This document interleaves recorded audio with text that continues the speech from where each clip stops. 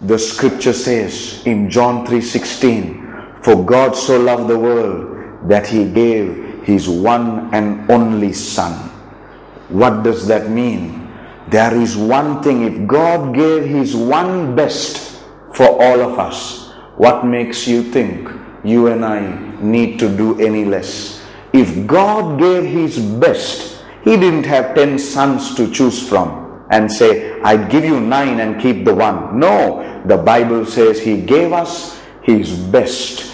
The one that mattered, he gave in John 3:16. Abraham gave to God the one thing that mattered. If you are wondering what that one thing in your life is today, it's like Isaac. Isaac was full of life. Beloved, the one thing that you are holding on to is also, you're giving it life. The more you hold on to it, you're giving it more life. You've got to let it go. You've got to let it go. You've got to let it go so that it doesn't take the place of God in your life. You must let it go. It can be a dream. It can be a promise. It can be a prophecy. It can be anything. It can be a miracle. It can be a prayer. Anything. You must let it go.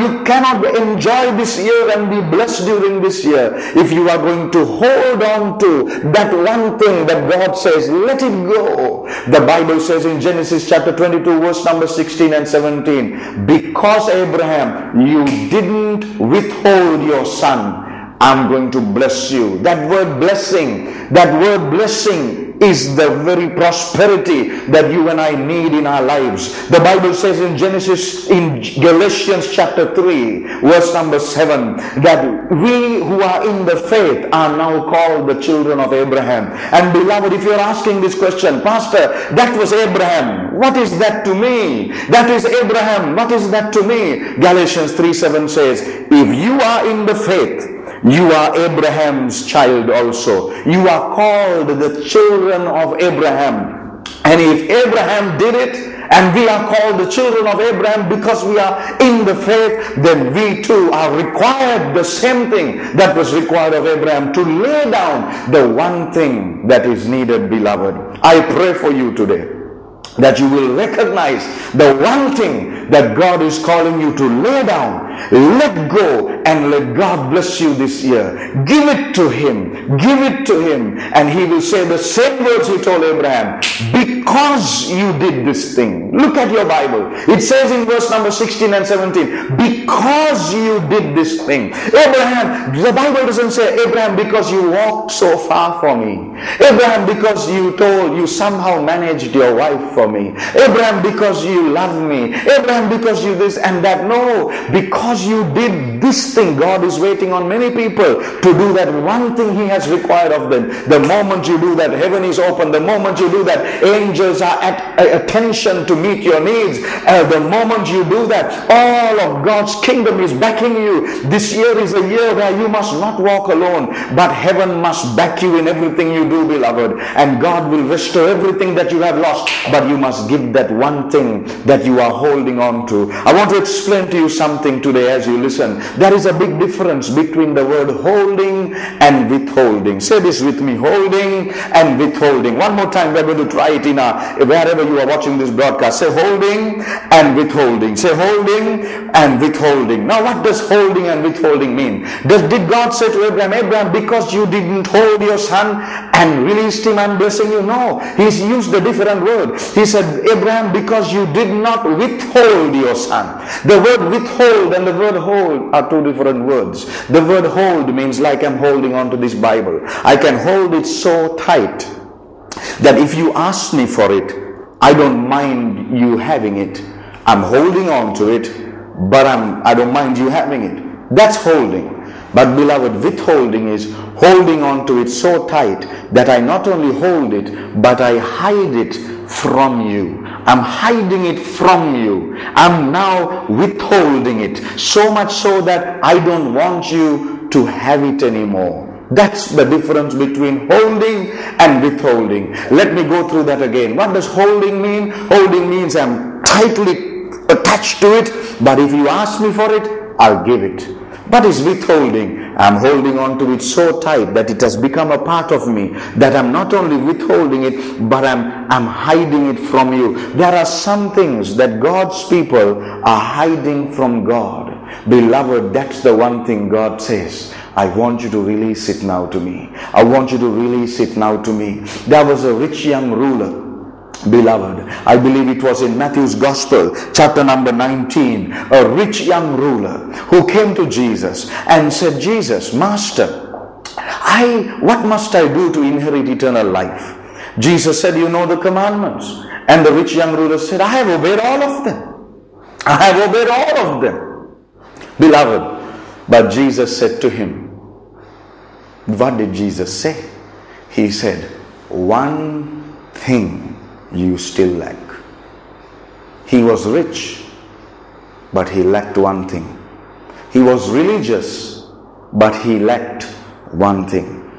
He didn't fall short of God's commandments, yet he lacked one thing. There are people watching this broadcast. You are also like that. You feel you are perfect until you come to Jesus and ask Him, do I yet lack anything? And Jesus will say, you have been good, but you still lack one thing. Beloved, look at the 10 commandments. This man had kept the commandments. This man had kept the commandments. Beloved, maybe you are also like that. You don't steal. You don't commit adultery. You walk with your head down. You don't look at the opposite sex. You're not tempted to do anything wrong. You are perfectly obeying God's laws and commands. You watch over your parents. You love God and you think you love Him, so you go to church every Sunday or whenever you go to church. And you keep all the commandments, and you have the 10 commandments in your house. You do all of this and you are saying, now I'm all right with God.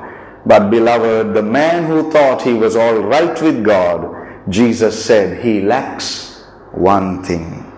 Beloved, this year, you and I must come to Jesus afresh and put everything else behind and ask Him the same question perhaps the rich young ruler asked, in a different way, because we are Sri Lankans. We like to ask things in a different way. Ask Him in your method, your methodology.